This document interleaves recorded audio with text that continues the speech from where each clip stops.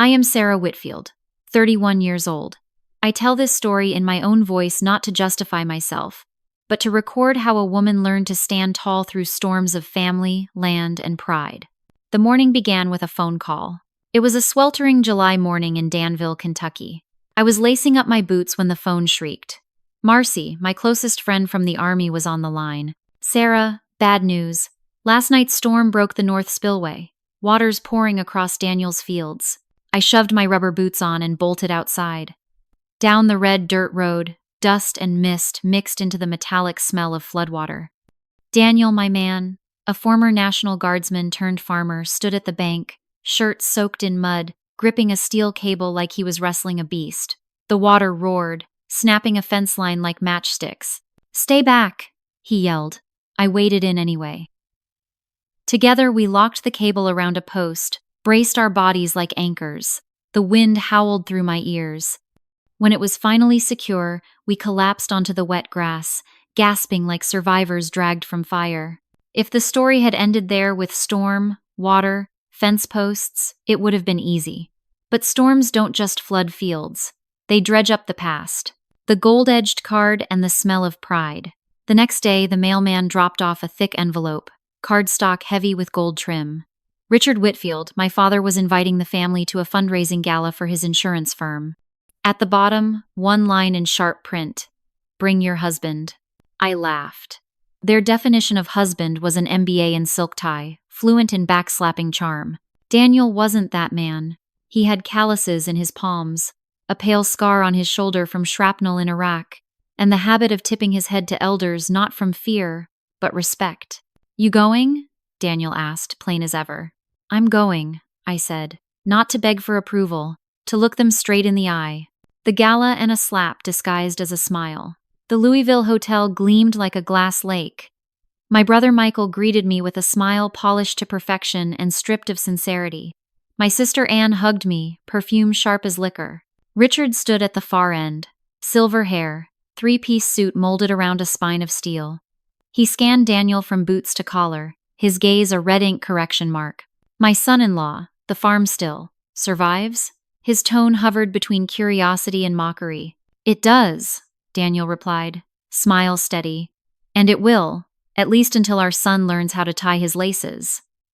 He added it softly, like a promise of the future even though we had no child yet. Later, the MC called sponsors to the stage. Applause thundered for Richard. Then came the tribute to veterans. Faces flashed on the screen until suddenly Daniel's army portrait appeared. The photo I'd once taken beside the old John Deere, his medals framed in a flag box. The ballroom froze. I turned to Anne. She swallowed hard. "I never knew." "No one asked," I said. Richard's knuckles whitened around his glass. When the lights rose, he crossed to Daniel. "I was wrong." The words fell from his mouth like stones. Daniel nodded politely. "Save tonight for those who need it more than me." He took my hand and led me away from the spotlight. It wasn't retaliation, it was a boundary drawn in stone. A new crack. Banks, debt, and a midnight threat. The storm had left more than wrecked fences. A foreclosure warning arrived from the bank. And then, a midnight call from a blocked number. "Either clear what you owe the seed supplier, or we'll come visit your farm." I called Marcy. She finally picked up. "Don't hand over cash. Fear is blood in the water. Gather evidence. Work with the county sheriff. And Sarah, don't turn yourself into a target." Daniel shook his head. "I don't want cruisers pulling up this land. These fields know tractors, not patrol cars. This land knows honesty, not intimidation." I shot back. The words weren't just for him, they were for the 18-year-old girl I once was, who swallowed silence when my father sneered. We didn't know again, and a man brought low. In the middle of it all, Richard collapsed during a board meeting, minor stroke. My mother's voice cracked through the phone at dawn. "Sarah, come. Your father, he's weak." Hospitals always smell of bleach, but to me it was the smell of discipline. I walked into the ICU, saw the giant of my childhood shrunken to a hollow post. He motioned me closer. "Sarah," he rasped. "I didn't know Daniel. Didn't know land could be both hard and gentle. Didn't know you would." "You never asked," I cut in. My own calm startled me. "But if you want to know now, I'll tell you." I'll tell you about every ditch we dug, every machine we patched, every dollar the bank claws for. And I'll tell you this too. You don't need to rehearse regret. You just need to show up. I didn't was last for it. A tear slid into his silver hair. For the first time, I saw not the shadow of power, but an old man learning the hardest word. Humility. Deals on dirt, and the lesson of money. Days later, Michael pulled into the farmyard in his gleaming SUV. His voice dropped into a lawyer's register. I can cover the banknote. Condition is transfer the Eastern Tract into a Whitfield trust fund. I'll develop it later. In the military, we called it a chokehold. You save me only to cuff me. I looked at Daniel. He stayed quiet, bent down, scooped a fistful of soil, rolled it between his hands, then let it slip away like sand. No, I said. You can lend the money, at market rate, with clean paperwork. But the land, no. Michael smirked. You've really changed, Sarah. It's not that I changed, I answered. I just stopped being afraid. A night of fire, and the truth spoken out loud. The threats didn't stop with phone calls. One night, the hay barn went up in flames, red fire licking through the dry season like it was licking my throat. Daniel and I hauled hoses. Marcy and a few old vets from the VFW charged in. Through the blaze and smoke, I saw a figure dart across the fence. I ran after him, boots sinking in mud, snatched up a flashlight and hurled its beam forward.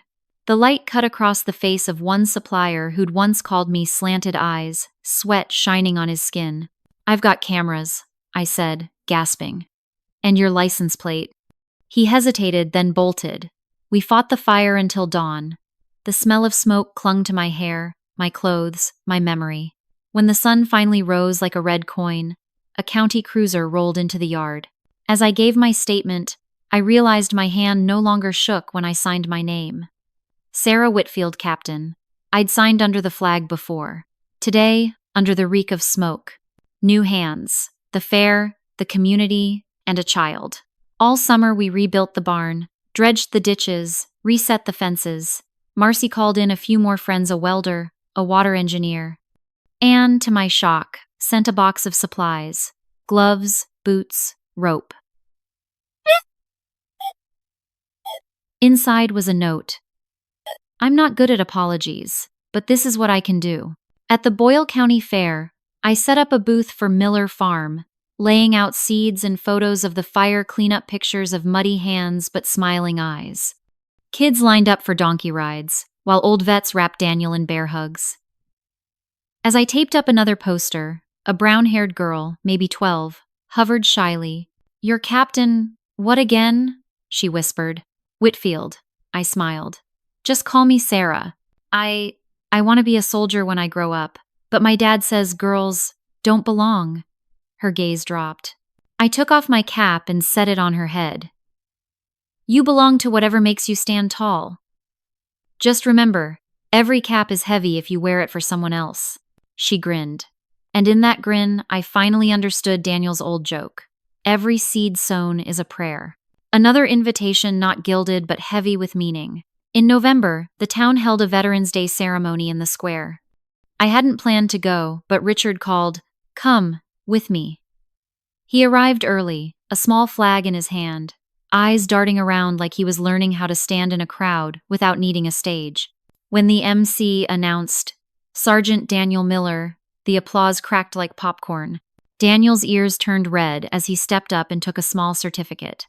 The MC paused, then added, "And Captain Sarah Whitfield, who helped put out the barn fire, protecting not just property but the honor of our county, in true Kentucky fashion." The applause swelled into whistles. I stepped forward in a plaid shirt and paint-stained jeans. No uniform, didn't need one. When I came down the steps, Richard held out his hand. I saw the lines etched deep. This hand had once grated me like a paper. Today, it just trembled. I took it. No squeeze, no performance. Just contact. "Thank you," he said, "for showing up. Now you are too," I replied. On the edge of the crowd, Michael stood motionless, phone face down. Anne raised a thumbs up.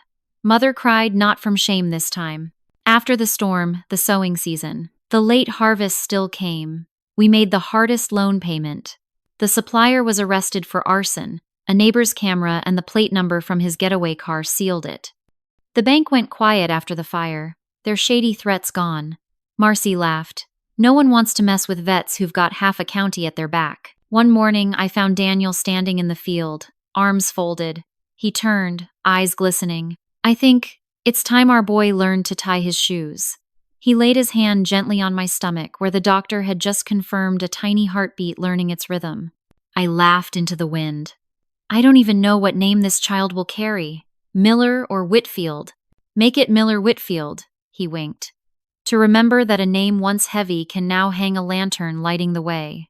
Right no heavenduring cried at interments for Havanin, roughly into the stinking beals. I looked out across the horizon, new barn, cleared ditches, the same old sky. I thought of the empty pews in that church years ago, of the photo I sent into the family group chat, of my father's clumsy handshake as he learned humility, of the fire that night and the neighbors who ran into smoke just because 2 words mattered. Together. I am Sarah Whitfield, 31. I walked down that aisle alone, but I have not lived alone. I've learned that honor isn't carved on plaques, it's in the hand someone offers when the mud is at your ankles, when smoke burns your lungs, when the applause fades but the work remains. I've learned that worth can't be borrowed, love can't be bartered, and the land, if you respect it, will teach you to stand tall without turning hard. If you're hearing this and you carry the weight of someone else's judgment on your shoulders, hear me clearly. Their verdict isn't truth. Your value isn't in their approval, it's in the life you build, the love you give, the ground you hold. So let me say this the American way, I learned in uniform and in the fields. Stand your ground, but keep your heart soft. Plant what you believe, water it with what you do. The rest, the season will come. Winter in Kentucky isn't like the Christmas cards hanging in Macy's windows. No sparkling snow, no streets lined with perfect lights. Here, winter smells of wood smoke and damp earth. The soil was damp, wind slipping through the cracks of the old barn boards, the mill wheel creaking as the blades caught the wrong side of the breeze. I stood on the porch, wrapped in the wool scarf my mother had knitted when I was a child. Strange, that the only thing tying me to her now was this scarf threadbare, but still warm, just like the fragile thread of love that hadn't quite snapped. Daniel stepped up behind me, pressed a steaming mug of coffee into my hands, kissed the top of my hair, and said quietly, "There's mail from Louisville. I think you should read it." I took the envelope. The raised logo of Whitfield Insurance Company gleamed on the paper. Inside was a letter signed by my brother Michael. The words were short, clipped. The board would like you to return and speak at the company's 75th anniversary event. You're an officer, and your family. We need that image. I almost laughed. For years they'd treated me like a shadow, and now they wanted my uniform to polish their reputation. Daniel's blue eyes stayed calm as winter water. What are you going to say? I sipped the bitter coffee, let it burn down my throat. I'll go, I said, but not to be their prop. I'll go to say what they've never wanted to hear. The gala, and a slap delivered by a smile. The Hilton Ballroom in Louisville shone like the surface of a still lake. Michael greeted me with a smile full of polish, empty of warmth. Anne hugged me, her perfume as sharp as liquor. Richard sat in the front row, thinner now, but his gaze still like a blade. Michael looked tense. Anne chewed her lip. Mother kept her eyes on the floor. I drew a deep breath. I am Captain Sarah Whitfield, daughter of Richard Whitfield. I once thought the name Whitfield was armor. It was just a mask. Real honor doesn't live in stock shares or bank balances. It lives in who grabs your hand when you fall, who runs with a bucket when the barn is burning, who helps mend the fence after a storm. That man, the one you once dismissed as just a poor farmer, is sitting out there. His name is Daniel Miller. He's got calluses on his hands, but a heart no balance sheet could ever measure. The air thickened. Whispers stirred. Richard shifted like he might stand, but my mother laid her hand over his and kept him in his seat. Michael flushed. Anne wiped at her eyes. I closed with one line. Family isn't where you're respected for your achievements. It's where you don't need achievements to be loved. If anyone here has forgotten that, I hope tonight reminds you. Applause broke hesitant at first, then spreading. Not everyone clapped. Some sat stiff, faces pinched. But I didn't care. I wasn't speaking for them. I spoke for me, for Daniel, for anyone ever belittled for having the wrong name, the wrong clothes, the wrong path. Afterward, out in the hallway, I exhaled like a weight had slid off my shoulders. Richard approached. He looked at me for a long time, then managed only. "You're stronger than I ever dared to be." I nodded. No reply needed. I didn't need apologies anymore. His words were a door swinging shut, not locked, just closed enough to stop the draft. A child and a new storm. Weeks later, we got the news. I was pregnant. Daniel held me tight, laughing like a boy. "We'll teach our child the very first lesson," he said. "What's that?" I asked. "That he never has to prove his worth to anyone but himself." That night, I lay awake, listening to the wind sweep the fields, thinking of those empty church pews from my wedding day. They had haunted me, made me feel small, abandoned. But now, imagining my child running barefoot across the yard, I understood. Those empty seats weren't holes in my heart anymore. They were space for new chairs, neighbors, friends, children who knew how to love without condition. The joy didn't last unchallenged. Within a week, Anne called. Her voice was sharp, urgent. "Sarah, I heard the news. Do you even realize what you're doing? Your child, it'll carry the Miller name, not Whitfield. Do you understand the opportunities you're throwing away?" I gripped the phone tighter. "Anne, I want my child to grow up with love, not pressure to make someone else proud." Silence hung for a beat. Then she dropped one cold sentence. "Someday that child will blame you for not giving him what he deserved." I ended the call, heart hammering. Daniel saw my face, slid an arm around me. "Don't let them plant poison in you anymore. Our child will know the truth that he was born from love, not from a ledger." As the months passed and my belly grew, Daniel pressed his palm to it each night, whispering, "Son, this is your dad. I'll teach you to tie your shoes, swing a hammer, and most of all, to stand back up when life knocks you down." But not everyone shared the joy. At a prenatal appointment in Lexington, I turned a corner and froze. My mother sat in the hallway, thinner, dark circles under her eyes. She jumped to her feet when she saw me, hands trembling. "Sarah, I just wanted to see you. I heard you're having a baby." I almost walked away, but her eyes held me, eyes stripped of pride, heavy only with exhaustion. "I was wrong," she whispered. "I don't want my grandchild to grow up not knowing his grandmother." For the first time in years, my heart softened. I nodded slightly. "If you truly mean it, then come with love, not judgment." Ethan James Miller. The day our son was born, we named him Ethan James Miller. Daniel cried harder than I'd ever seen. Sweat and tears streaked his face, and I knew every lonely step, every fight, every silence had led us here. Word spread fast.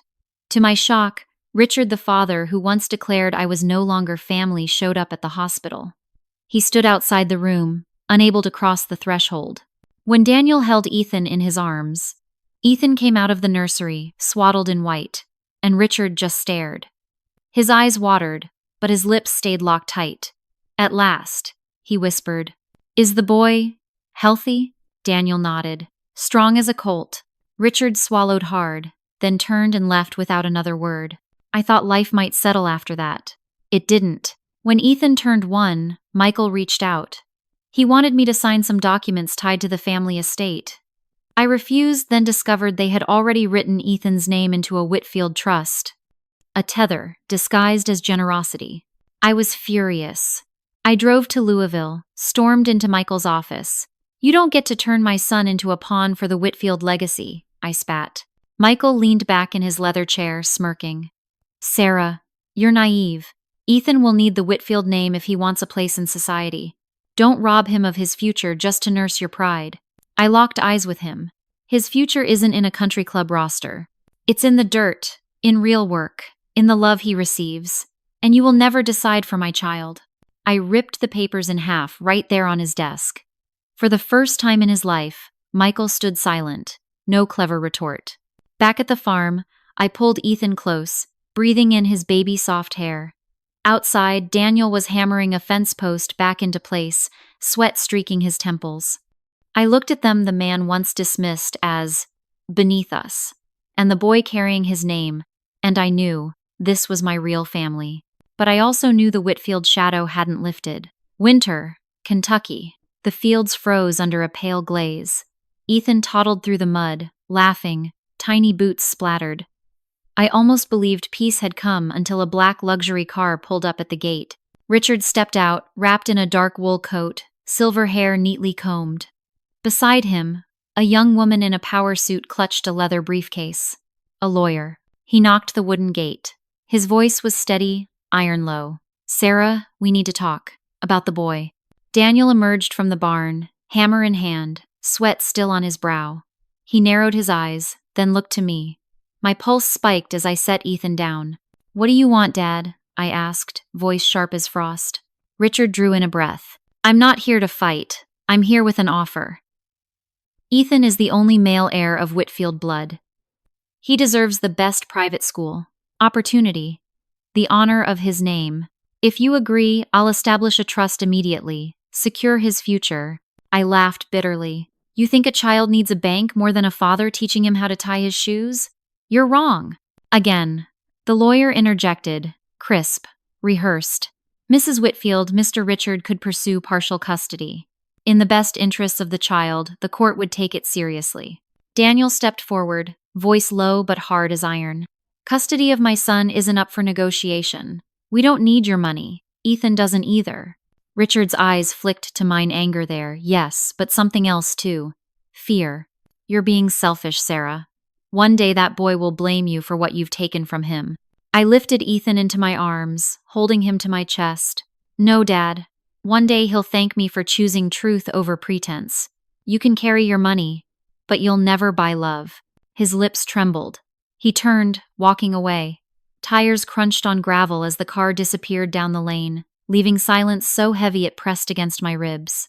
But the threat wasn't empty. A month later, a sheriff's deputy delivered a court summons. Richard had filed for partial guardianship, citing the child's best interests. Daniel's fury cracked wood, his fist splintered a fence board clean through. My knees shook, but his eyes held me steady. "Sarah, we'll fight. Not just for Ethan, for every year they tried to grind you down." The courtroom. The county courthouse buzzed with murmurs, fluorescent lights casting a cold glare. On the benches sat the Whitfields. Michael in a tailored suit, smirk sharp as glass. Anne, arms folded, eyes cutting me like I was the traitor.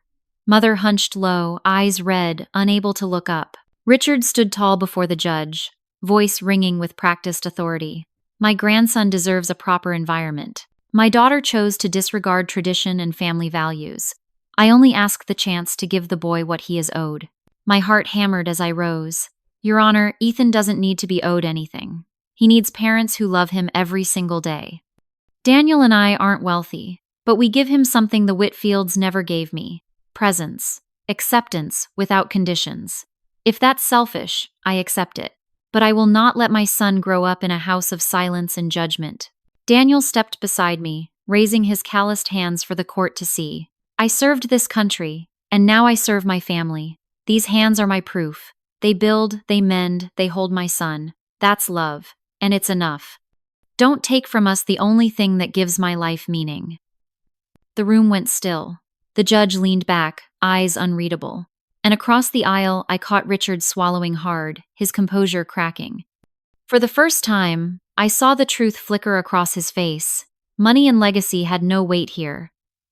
When the court adjourned for recess, my mother came over to me. She gripped my hand, her voice trembling.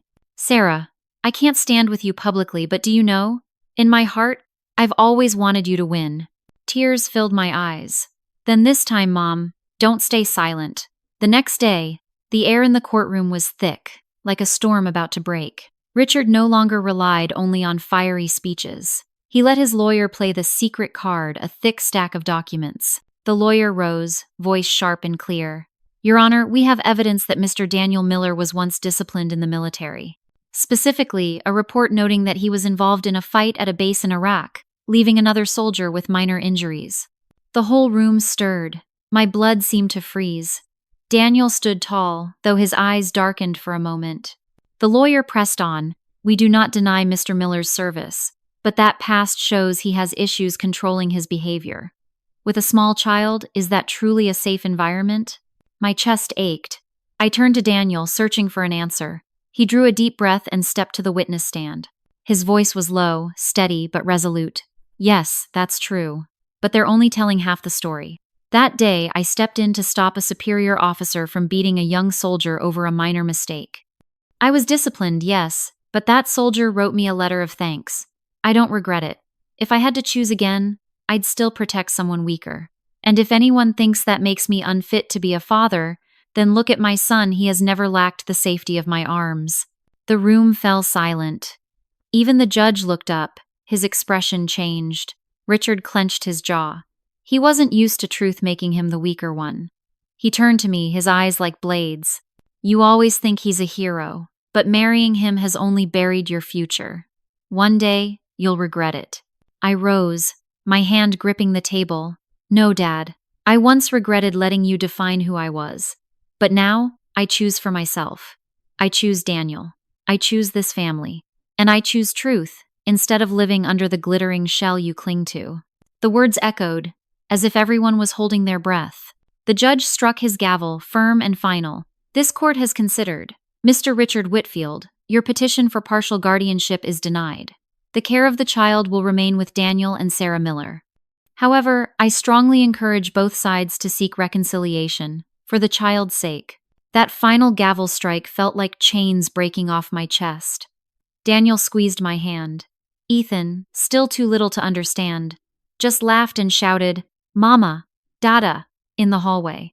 Richard stood frozen, his face pale, not the face of a victor, but of a man realizing for the first time that power and money couldn't save him. That afternoon, as we left the courthouse, rain poured suddenly from the sky.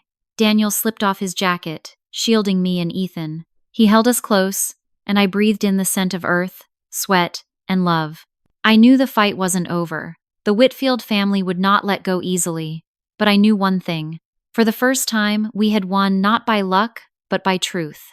I thought after the judge's gavel everything would calm down. But only days later, Louisville newspapers splashed headlines in bold. Veteran Daniel Miller, violent past, exposed. Whitfield daughter ties her life to a farmer carrying shadows from Iraq. Daniel's military photo was cut and pasted alongside images of war, with vicious captions. My chest burned as I read them. Ethan was still too young to understand, but I knew when he grew up, those articles would still exist. I called my father.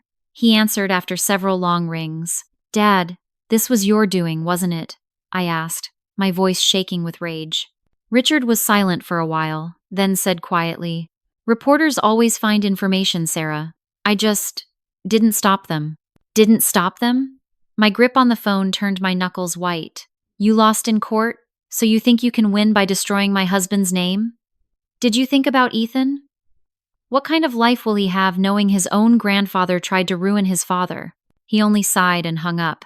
Daniel came in from the fields, hands still muddy. One look at me and he knew. I handed him the phone. He shook his head, those steady blue eyes calm but unwavering. They want us broken, Sarah, but I survived Iraq. I survived nights with bullets overhead. A newspaper won't kill me. He said that, but I knew deep down the smear hurt him. Daniel hated the spotlight, hated being dragged through the mud. That night, after Ethan fell asleep, I heard him sit out on the porch for hours, the glow of a cigarette burning quietly in the dark. Weeks later, an invitation arrived out of nowhere, a statewide veterans ceremony in Frankfurt. Daniel's name was on the list. I was surprised. Are you sure you want to go? I asked. He thought for a long moment, then nodded. I've stayed silent long enough. The day of the ceremony, the hall was packed. When the announcer read his name, Sergeant Daniel Miller, Bronze Star recipient, Iraq War veteran, I watched him walk onto the stage, back straight, eyes clear. Applause thundered. Then, in the back rows, I saw them, Richard, my mother, Michael, Anne. They had come. Before I could react, Daniel held the microphone. Some say my past is a stain. Yes, I once fought at a base. I was disciplined. But the truth is, I stepped in to defend someone who couldn't defend themselves. I won't apologize for that. And I will teach my son that honor isn't in money or a family name. It's in having the courage to do the right thing, even when it costs you. The hall went silent, then erupted in applause. I looked toward my family. My father's face had gone pale, his eyes flickering for the first time. That night when we got home, I received a message. Not from the press, not from friends. From Anne, my sister. Sarah, you were right. But be careful, Dad won't stop. He's talking with Michael about using the law to corner Daniel. You'd better be ready. My heart raced as I read it. Daniel came over, laid his hand on my shoulder. Let them come, Sarah. I'm not afraid anymore, but this time we'll fight together. Anne's message chilled me to the bone. In the dark, the glow of the phone lit Daniel's face. He read it, expression steady, but I saw the veins standing out on his wrist. I told you, Sarah, they won't back down. They see us as a stain to be erased. His voice was low, rough. I bit my lip, heart pounding. But if they really hire investigators, if they dig up your past, they can twist the truth, Daniel. And I don't want our son growing up in a storm of hatred with no end. Daniel was silent a long moment, then met my eyes. I've lived through war, Sarah. Bullets overhead, blood in the sand. Compared to that, lawyers and investigators are just shadows. But there's one thing I do fear, that they'll drag you down with me. I gripped his hand. I chose you. Even if it means facing my entire family, I won't turn away. 2 weeks later, it exploded. Michael, with all the swagger of a high-powered Louisville attorney, sent a legal notice to our farm. He demanded that Daniel's old military record be reopened, insinuating he'd committed violent acts enough to strip him of his veteran's honor. I slammed the papers on the table, hands shaking. They want to erase your honor, Daniel. They want to take the only thing you carried home from war. Daniel picked it up, his blue eyes blazing with a fire I rarely saw. No, honor isn't on paper. It's in what I've done. And if they want me dragged into the light, then we'll drag their truths into it too. I froze, breath caught. What do you mean? Daniel tightened his calloused grip on my hand. I know how Richard Whitfield buried the truth time and time again. The payoffs, the covered-up lawsuits in his insurance firm. If they want a war, it won't be one-sided anymore. From that moment, I knew we'd crossed a line we couldn't come back from. That night, after Ethan was asleep, Daniel spread out old files, copies of emails, papers from old friends who'd worked in insurance. Quietly, he gathered evidence, the only weapon we had. Meanwhile, I called Anne. Her voice shook. Sarah, you can't imagine. Dad's obsessed. He said if he has to, he'll put Daniel in prison just to protect the Whitfield name. Michael's thrilled it's his big career case. Only Mom stays silent, but you know she'll never stand up to him. I closed my eyes, breathing deep. Anne, are you willing to stand with me? There was a long silence, then a heavy sigh. I've stayed quiet too long, Sarah. Maybe it's time. A storm was coming. But this time, I wasn't the abandoned bride walking down the aisle alone. I was Sarah Whitfield Miller, wife, mother, soldier, and I was ready to fight for what was mine. The final trial ended with the sharp crack of the gavel. Michael, my brother, went white as the judge dismissed every attempt to reopen Daniel's record, calling it slander with no grounds. And Richard Whitfield, my father, sat frozen, his once proud eyes hollowed by defeat. Outside, reporters swarmed.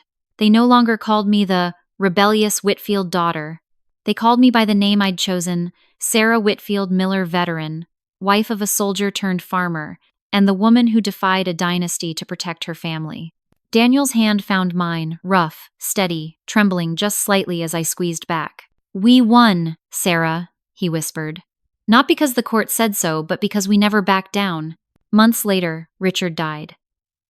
His funeral was held in Louisville's grand church, full of flowers and society faces. I thought I wouldn't cry, but standing at the coffin, looking at his portrait, I whispered, "You were wrong, but at least your final silence taught me I was strong enough to walk on my own." My mother placed a hand on my shoulder. For the first time in years, she didn't turn away. Her voice cracked. "Sarah, forgive me." I nodded. Forgiveness didn't mean forgetting, but it freed us both. One late autumn afternoon, I sat on our porch, watching Ethan chase across the meadow, his laughter echoing. Daniel worked on the old tractor, shirt damp with sweat, face glowing under the golden sun. A peace I'd never known filled me. I used to think my worth lived in my parents' approval, but now I knew it had always lived here, in the arms of the man who never let me stand alone, in the child who carried our hope, in this simple, honest life. If anyone hearing my story has ever felt not enough in their family's eyes, remember this. Your worth is not theirs to decide. It's written in the love you give and the resilience you keep for yourself. I am Sarah Whitfield Miller, 31 years old, and at last I've chosen my own road. No longer a shadow in the Whitfield house, now the light in my own life.